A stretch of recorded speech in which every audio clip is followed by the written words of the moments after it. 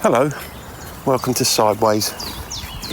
I wanted to record some crows this morning, but even though they were going 10 to the dozen a moment ago, I'm standing right underneath the tree they're sitting in, and they're not really saying much.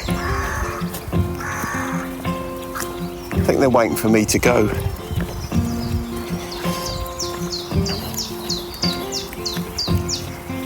Anyway, I can't remember what we're talking about this week, and I've been racking my brains to try and remember what it was, but I'm not sure. So what I'll probably have to do is some sort of clunky edit where I add a bit on the end of this to tell you about what's actually happening in the episode. So apologies for my lack of professionalism, but anyway, I hope you enjoy the episode.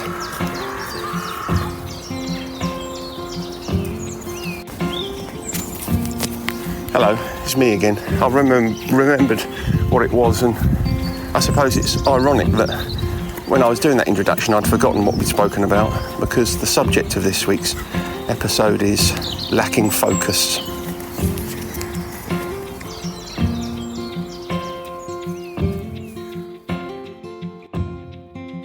Good morning. Good morning. How you doing? I'm all right, how are you? All right, yeah. Have you had a haircut, mate? You had I a have. bit of a trim. Yeah. I had one yesterday. Did you? A bit of a trim. You're looking sharp, dude. Thanks. Yeah.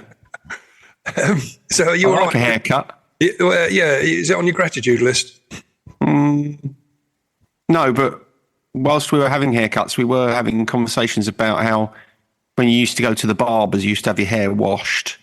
Yeah. I used to really like having my hair washed, and I think I would have put that on my gratitude list had I had my hair washed, but I have to wash my hair myself, so can't really put that on the gratitude list. No, I didn't used to like having my hair washed at the barbers. It depends. If sometimes they'd bend you over forward over the sink or backwards. And That's exactly the conversation that we were having. And it was always awkward. Always, it used to have a bit really cutting badly in your neck, or it was or at the back of your neck, or at the front. It was never very comfortable. Yeah, I think they used to bend you forwards when you were young. Yeah. And then as you grew up, they bend you backwards. They did. When they bent you forward as a kid, I remember it felt like you'd been waterboarded. You couldn't breathe. It's horrible stuff. No, I didn't like that. Well, I'm sorry to bring up the trauma for you. Yes, you should know better. But I rather enjoyed it. Well, good for you. Good for you, man. I'm glad you're all right. Yeah, good. Anyway, this is welcome to episode 203. I think did we miss the 200? We did. I think we must have been distracted or lacked a bit of focus or something. Which is what I wanted to talk about today. Righto. Very good.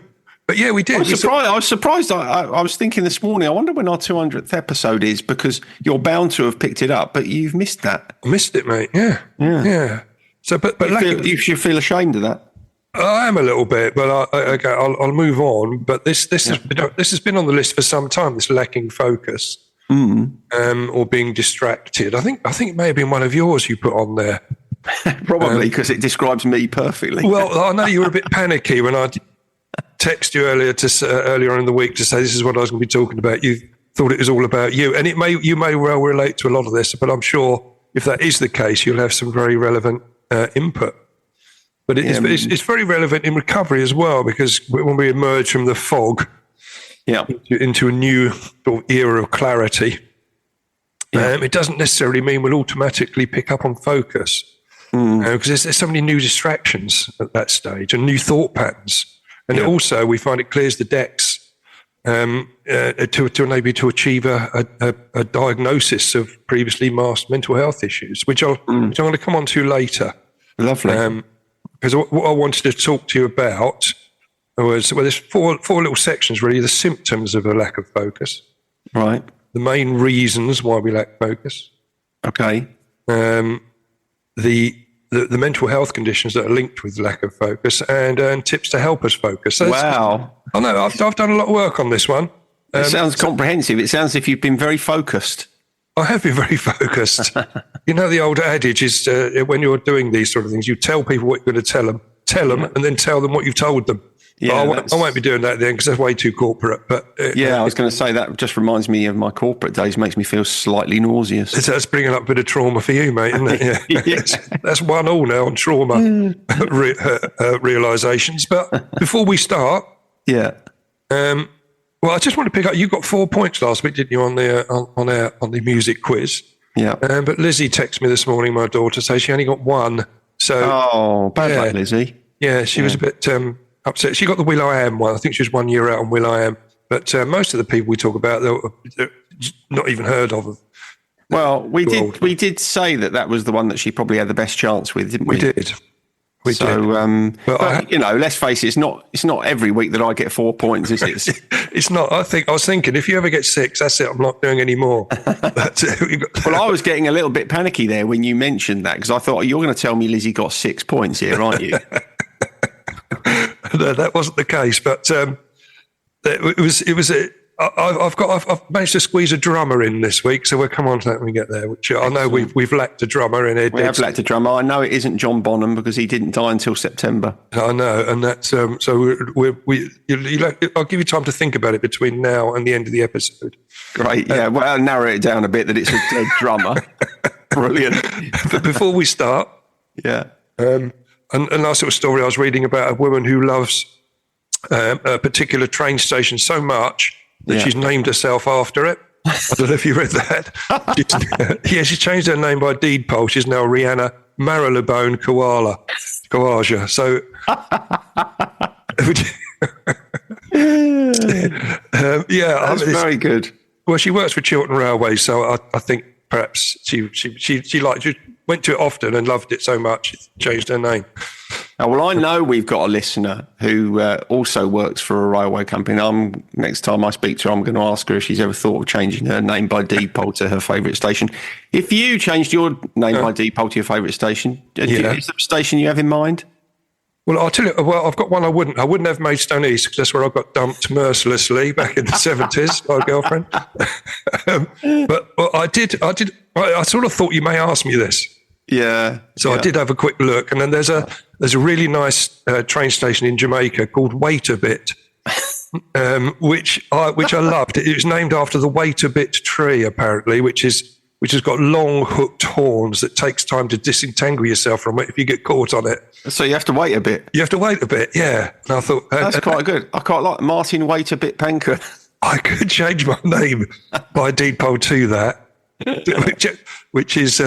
It may make it reminds me of when I lived over in Headcorn. There's a girl that lived there, and she changed her name by deed poll. She put herself a middle name in, which was Penelope Pitstop, which was great. I remember at the time thinking, "Are you really going to do that?" And she did it, and she made she was in. I think it was the Sun picked up on this. It was in the news of people that had changed their names to strange things. So, really? Yeah, and I haven't got a middle name, so I might have to choose one. Yeah, that's that. I think that's wait a bit sounds like a good one. Although whenever I say it, it makes me think of Weetabix. It's too close to that, isn't it? Yeah. There are worse breakfast cereals than Weetabix. There are others available, but I can imagine the hassle of having an unusual middle name like that when it comes to filling out forms. Oh, well, I don't know. There's something I think I think you should consider it. I was considering. Because I remember my dad always used to say to me when I was very young, he said, "What do you want to be when you grow up?" And I think we talked about earliest memories last week. One of my earliest memories was my dad asking me that and me saying, "I want to be Huckleberry Hound," right? Because he was my favourite cartoon at the time. But then he trotted me out in front of my aunties and uncles and that, and he used to, and he'd set me up and say, "What do you want to be when you grow up, Martin?" I'd say Huckleberry Hound, and everyone would laugh. Right, so you're being ridiculed by your own family. I was, yeah. But so I could put Huckleberry Hound in as my as Martin Huckleberry Hound Pankhurst. Oh, that's good, actually. That makes you sound as if you've got a title. It does, doesn't it? Yeah, Lord Martin Huckleberry Hound Pankhurst. That'd be quite good. I like that. Yeah, I thought your favourite cartoon character was Foghorn Leghorn. He's up there, but it was Huckleberry Hound as a lad that I was convinced I wanted to be him when I grew up. So I can understand you wanting to be Huckleberry Hound. I quite fancy being Deputy Dog. I see you more as a mildew wolf sort of character, but we could go on forever on this. We're getting distracted. We're lacking focus on what we're supposed to be doing this morning. Yeah, no change there. So the subject matter, I'll move on to that, shall I? All right, yeah, go on. So the symptoms of a lack of focus. So again, you may relate to some of these. Mm-hmm. Just a quick little list, really.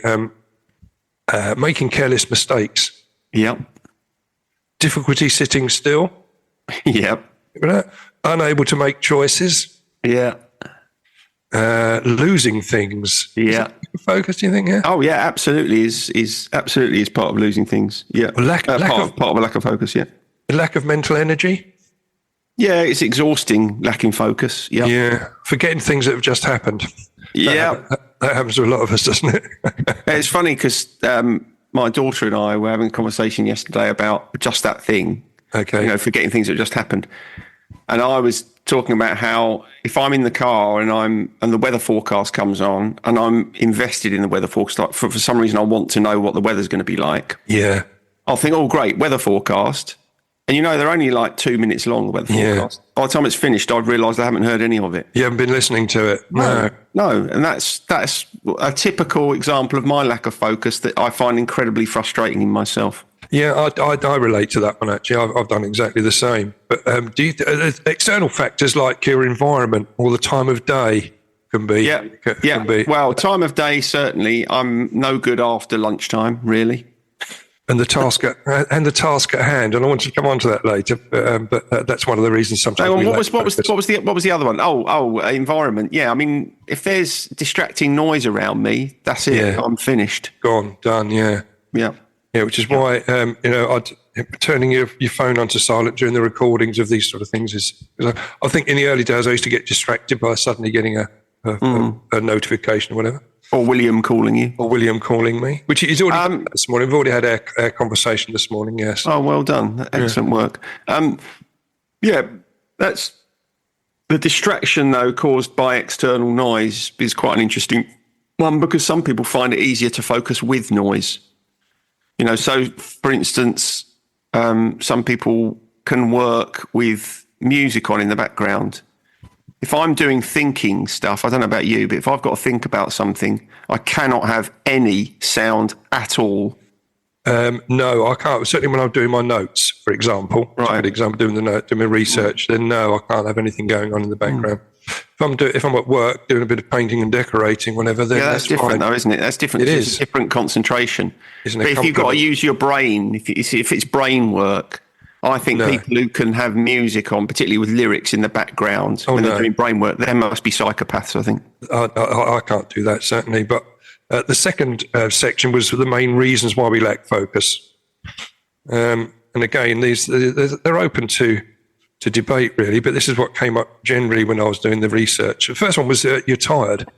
Hang on, before you go on to this list. Oh, okay. I can think of one that I think is quite important from the first symptom list. or a reason? A symptom. Okay. Which is not completing stuff. Okay. That's a big one. Well, I think it's certainly a big one for me, and I think it's quite a big one for people who lack focus. They'll get so far with something, and then they'll be distracted by something else, and then they won't go back to it. That is a good one, actually, and that didn't come up in the research, but now you mention it, because I think you've mentioned that before, where you'll get part way through a task, zip onto something else.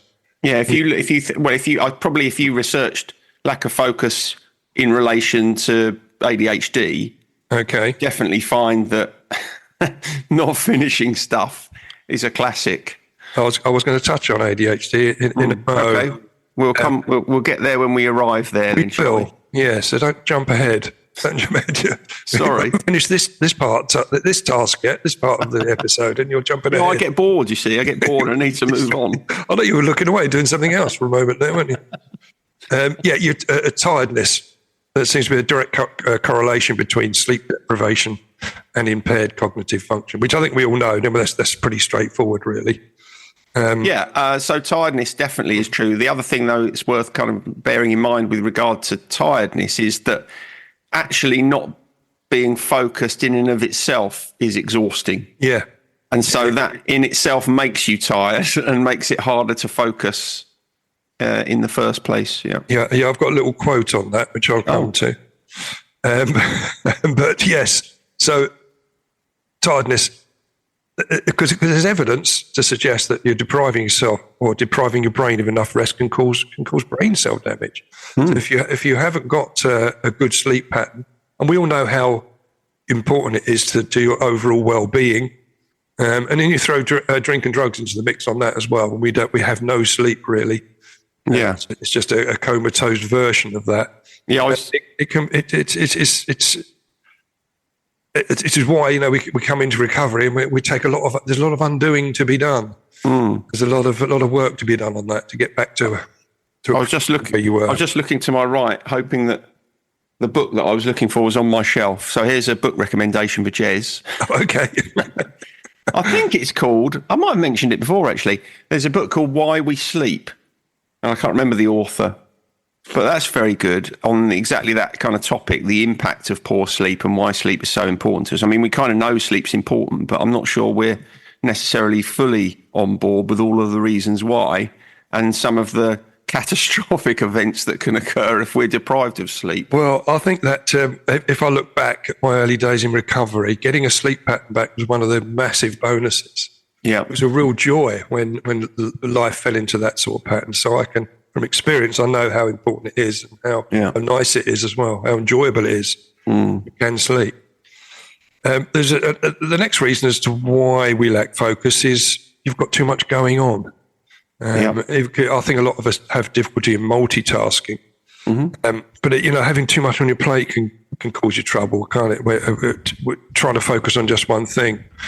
I know people that say they can multitask. It tends to be a lower quality of work across the whole of the tasks at hand, rather than concentrating on one. But it is tricky, isn't it?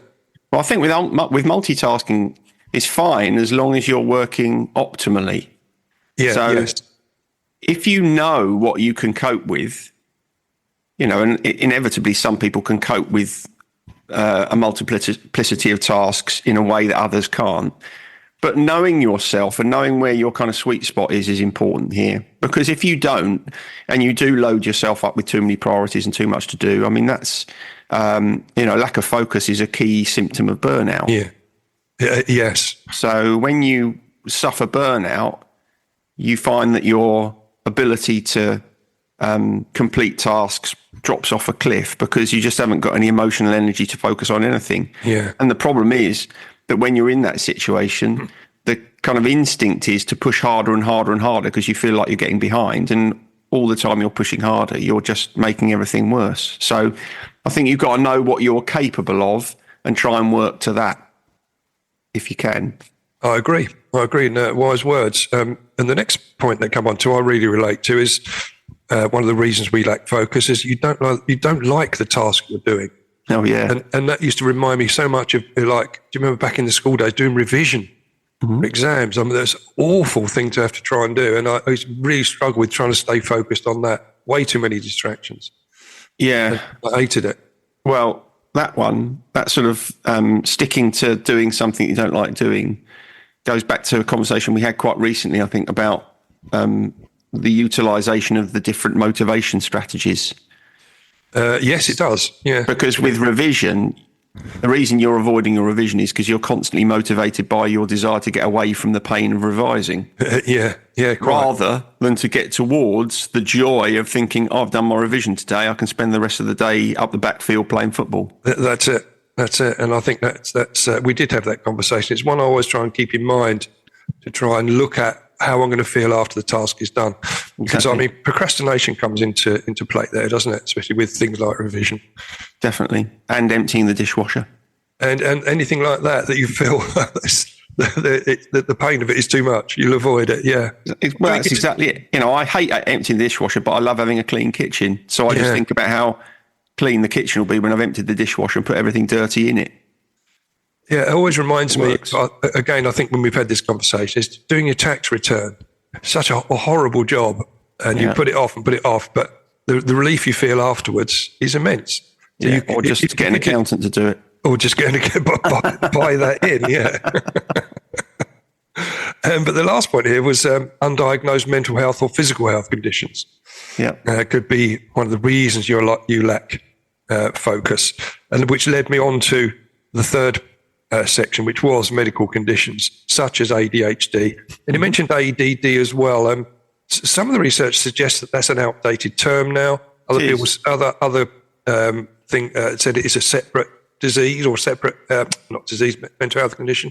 But it all seems to be now just ADHD, because it used to be ADD was ADHD without the hyperactivity thrown into the equation. But I think as more has been understood about the nature of ADHD, then ADD has become superfluous, I think.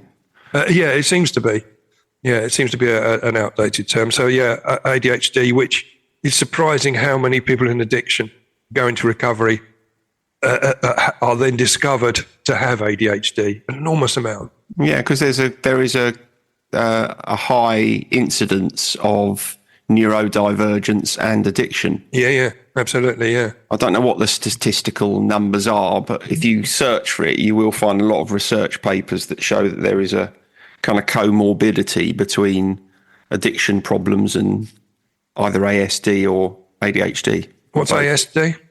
Autistic spectrum disorder. Oh, right. Oh, okay. Yes, I did. I think I've got that on here as well. Yes. Yeah. But yeah, medical conditions. Other things they talked about here was dementia, and which is fairly. You're definitely going to lose focus with dementia, aren't you? You are insomnia, which we've already touched on. Yeah. A concussion, which obviously, if you had a blow to the head, you can lack a bit of. Have you ever had concussion?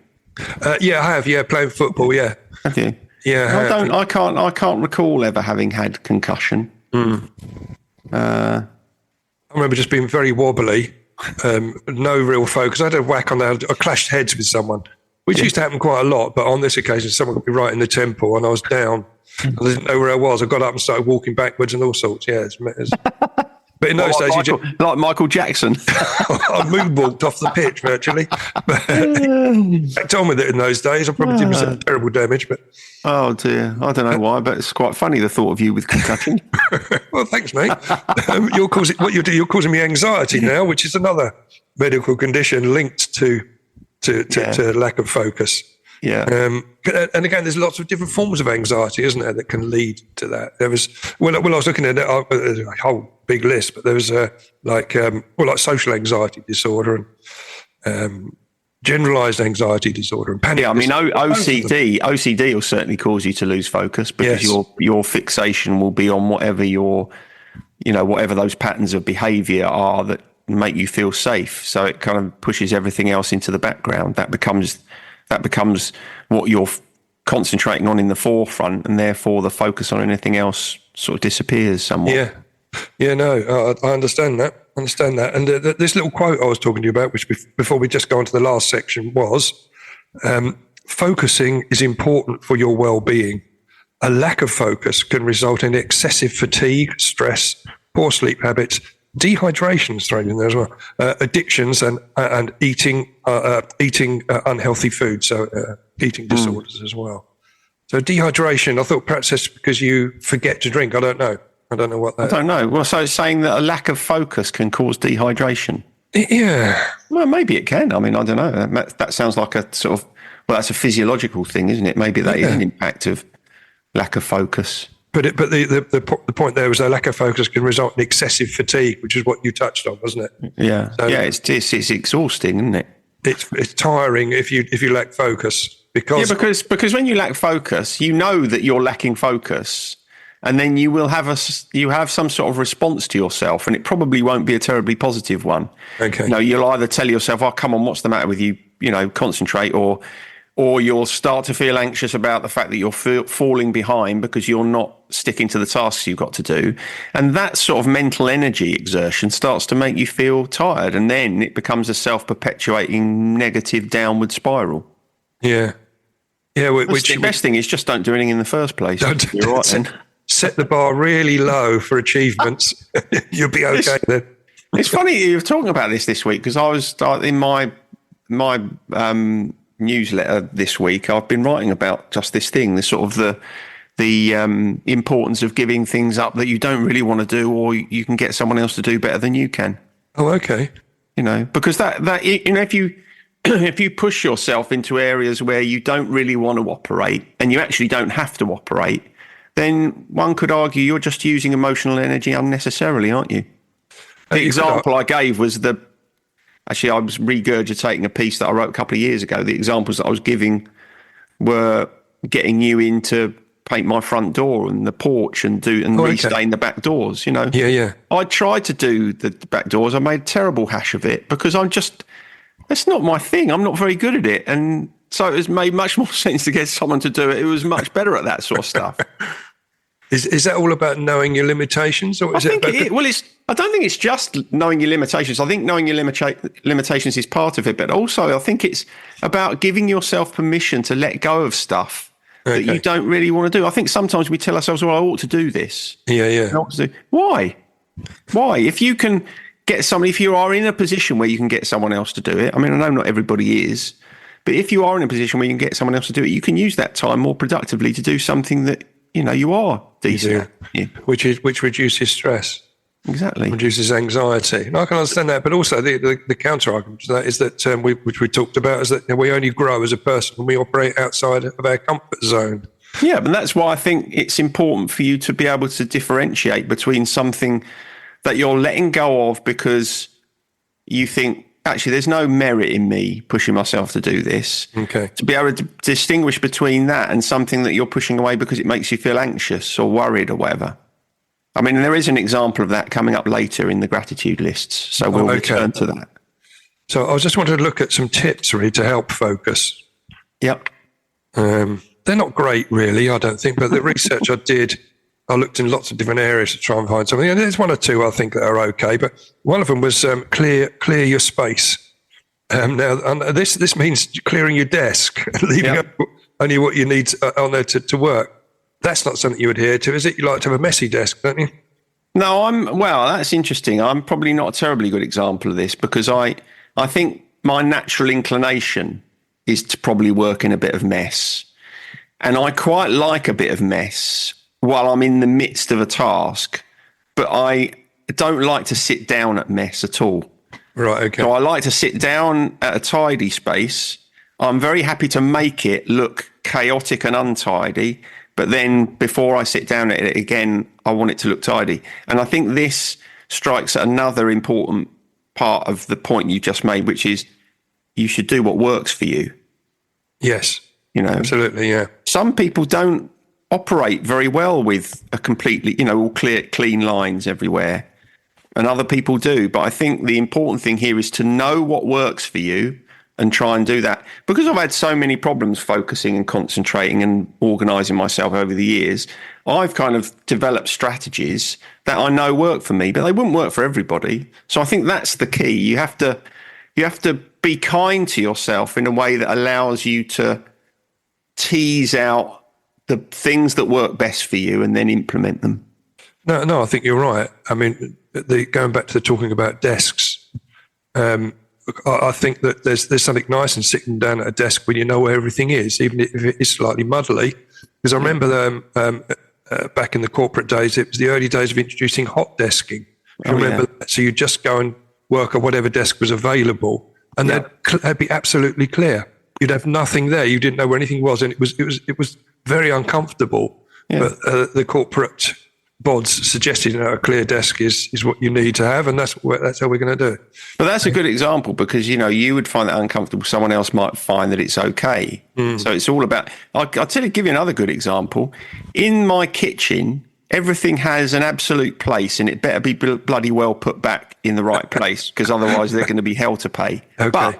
But as you know, I don't have my CDs in alphabetical order. No.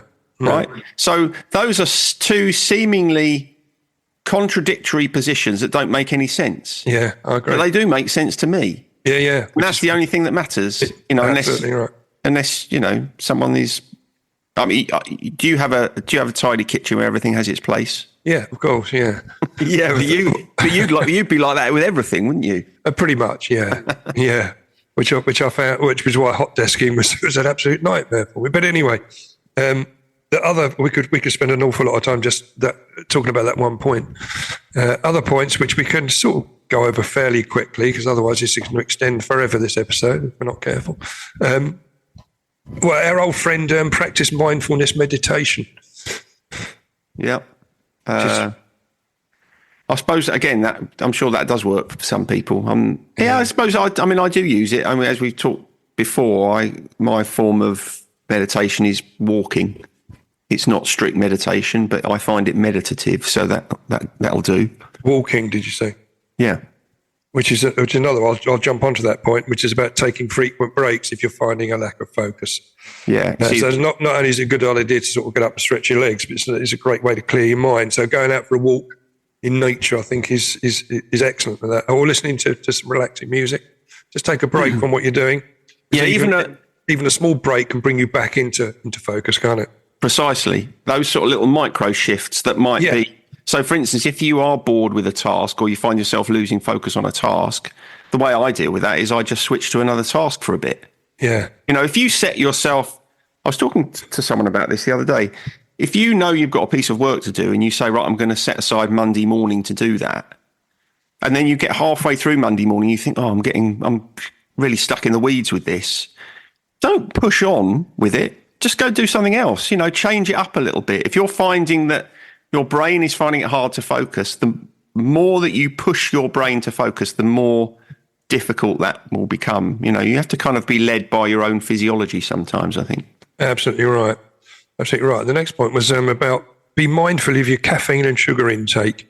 These substances can cause sudden spikes and dips in your blood sugar and cortisol levels, and thus affect your ability to focus. I quite like a coffee when I'm doing stuff. Yeah, I mean, I personally, again, I'd say that was, for me, truer of sugar than it would be of coffee. But then I have a pretty regimented regime with coffee anyway. I have 2 coffees in the morning. That's it. That's it. Job done. Job done. Well, we know the half-life of coffee is quite extensive, isn't it? So and the quarter life, I think, is about 12 hours. Is it? Yeah. So you're going to bed and you've still got something flushing around your system. Well, certainly if you go to bed as early as I do. Yeah. You have to drink your coffee before you get up in the morning in order for it to be out of your system. It's never out of your system otherwise, is it? Taking a technology break was another point, which is the same, really, isn't it? Giving you a chance to clear the mind. Because if you're at home and you're working from home, for example, and suddenly you get a notification on your phone and something bleeps up, very easy to get distracted and take you off of that focus, isn't it? Yeah, I mean, there's a bigger issue there, isn't there, which we haven't got time to go into now, but I'm going to say I'll put a link to this article somewhere on social media, but we know that I won't. That won't happen, no. But I was reading an article the other day about how social media is actually shortening our attention span. We're being trained now to need a quick dopamine hit. Yeah. A TikTok video or a snippet of music or whatever. And that isn't helping our ability to focus at all. No, if you want to sit down and watch I know people now who struggle to sit down and watch a whole film because it's like, oh no, that's too much time dedicated to that. That's not very good for us. No, it's not. But I suffer from that again. A lack of focus, I think, or lack of attention to a film. I do struggle. It's got to really engage me, otherwise my mind wanders. Yeah, I do struggle with that. But engaging your brain was one, which means trying a new skill, and listing like cooking, or painting, tennis, etc. So I'm assuming that means you're engaging your brain into something else to expand your capabilities. I'm not quite sure what it means. Probably, yeah. But I mean, I don't know what I'm going to do then because I've tried all those 3. Are there any other options, or are those the only 3 that are on offer? That's the only 3 that's ever available. So you've got to do tennis, painting, and cooking. Yeah, and that's it. All right. Nothing else works. Very good. But the engaging your brain, it sort of leads us nicely, because I wanted to sort of wrap up there. It leads us nicely onto this new feature that it's replacing the 100 skills everyone should have, because we sort of run out of steam on that. You sent me another list, which was called 50 amazingly achievable things to do before you die. Now, I'm not sure I'm going to get a great deal out of this list because there's some really bizarre stuff on there. I haven't read it, so I don't know what's on it. But, okay. Well, I'm going to give you an example, and you'll say this is probably not appropriate, or probably not what we want to talk about go forward, but I'm going to throw it in on this occasion. Yeah, go on. So one of the amazingly achievable things to do before you die. Now you've got to keep that in mind. Amazingly achievable. Okay. Yeah. The first one was laugh at a private joke just as someone is passing you in the street, making them paranoid until they get home and examine themselves thoroughly. I mean, what sort of... And now that is actually typical of things that are on that list. That sounds like an awful list. It's awful. Yeah. Well, so you sent So it to me. basically, the subtext there is just make someone feel shit about themselves. Yeah.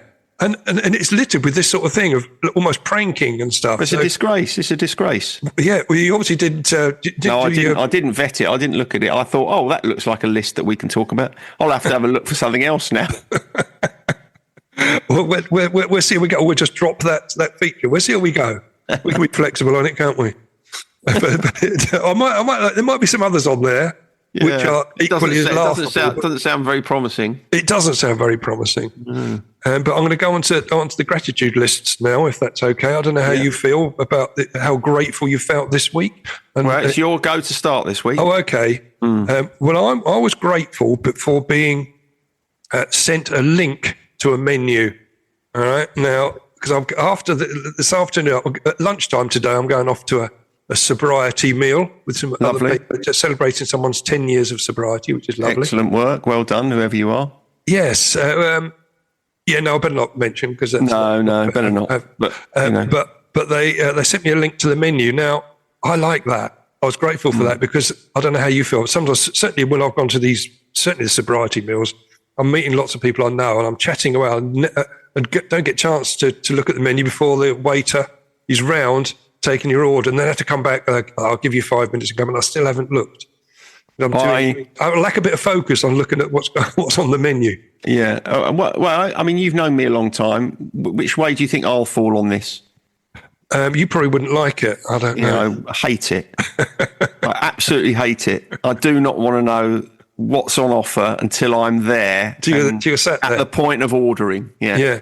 I thought you'd fall that way, but I really liked it because because often in these situations I have to rush and then I'll panic. Like me in the cheese shop in London. Exactly that scenario. So I'll rush and choose something which burger, quick, done. And then the other people's meals are turning up. I think, that looks so much. I wish I'd had that. So this falls right into exactly how I like to operate. So I definitely don't want. I mean, apart from anything else, it's great. If I'm looking at a menu, it means I don't have to talk to anyone. So that's the opposite. Isn't it? That's fantastic. No, I totally understand that, and I know a lot of people who feel similarly. But no, that spoils it for me. I don't want to know. You don't know. But see, I'm looking forward to sitting down to a nice seafood linguine, which I may have passed. I may have not seen that on the menu because I was rushing.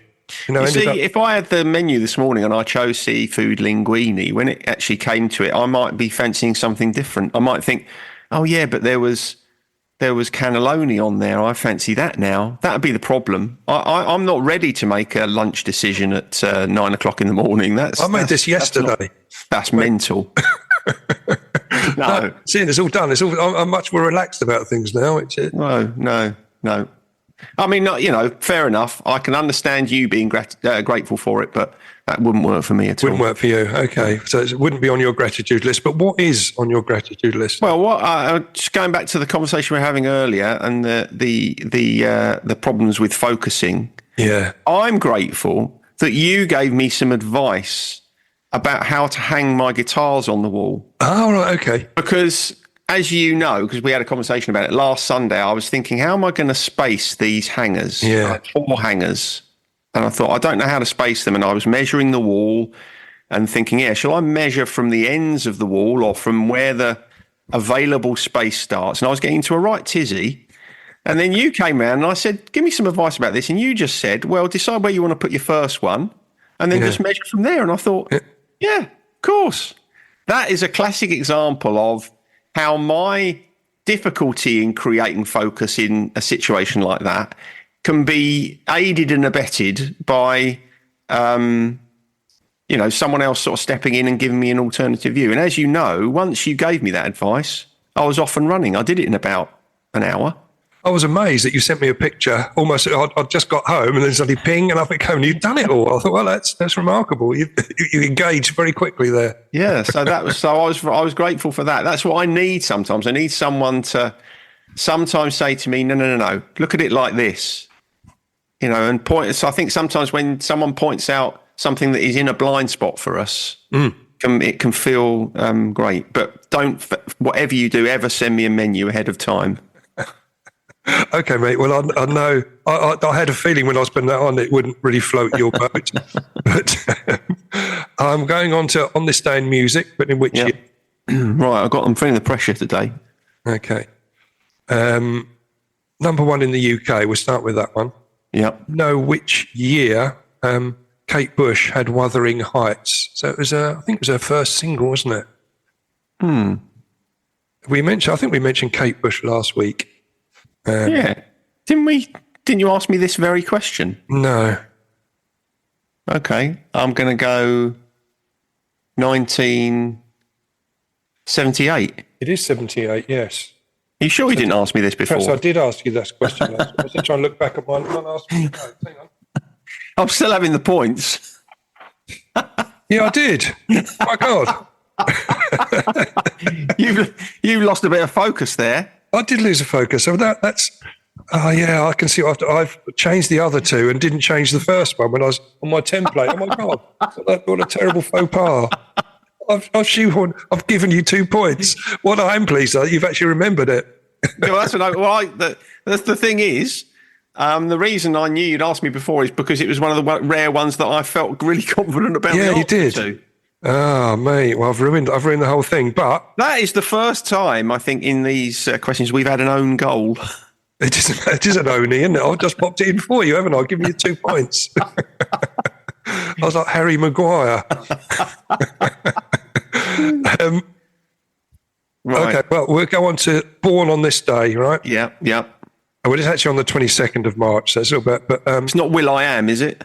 Oh, my God. Yeah, no. That was Will I Am was the question that Lizzie got right last week. That's right, yeah. Point, she was a year out. Do you know which year Andrew Lloyd Webber was born? Oh, crikey. Andrew Lloyd Webber. Yeah. I remember seeing his brother, Julian. Julian was walking through Maidstone, just outside the Hazlitt Theatre. Yeah. I remember seeing him walking along. I thought, when you see someone who's a bit of a minor celebrity, I suppose, you think, I recognise that face. And then I suddenly saw he had a light blue suit on, bright blue, and then he was walking into the theatre. Is he still alive? He's got some sort of disease, isn't he? He's got some sort of degenerative disease that means he can't play the cello anymore. Julian. Julian, I don't know, mate. I don't know. Okay, this is tricky. My first. You always tell me to go with my first instinct. Yeah. And my first instinct was 1949. Oh, you got a point though. Yes, 1948. Not 1950, is it? Oh, good. Because I nearly went 1950. Okay, so you got. That's 3 points. I know, mate. Well. We've got a drummer, as I said, going into a dead supergroup. Is it Cozy Powell? No, it's Taylor Hawkins, the drummer with the Foo Fighters. Oh, Taylor Hawkins. This is a big chance for 2 points here. It is, yeah. He died on the 25th of March. So do you know which year? So right. Tomorrow is... It wasn't last year, but it might have been the year before. I'd be confident of getting a point here. I think it was 2022. It was, yes. 2020. Well, I did shoe you in on one, but I'll let you have that 5 points. But so I don't really feel I can have 5 points there. I'll take the 3. I can't have 5. Not really. It doesn't matter, mate. It was an own goal. It was a gifty. But it doesn't feel as satisfying. Oh, okay. Doesn't feel like a proper 5. I'm going to take a 3 there, I think. 4. You can have a 4 like last week. Yeah, I can have a 4 like that. That's fair enough. Yeah. Okay. Right. So that's about it. In fact, the only thing I was just going to mention that, we have our Spotify playlist. Oh, yeah. Yeah, which I add to from time to time. This week I'm going to put on Hocus Pocus by Focus. I thought it fitted in nicely. For obvious reasons. For obvious reasons. A bit too obvious, really. I just banged my mouth on the microphone there. I dipped my head like that. That's right, because I cut my head on the dog crate yesterday. Did you? Yeah. Dog crate. Oh, did you? What you in the dog crate, or you? Yeah, I was sort of crawled into the dog crate to give Daisy a hug.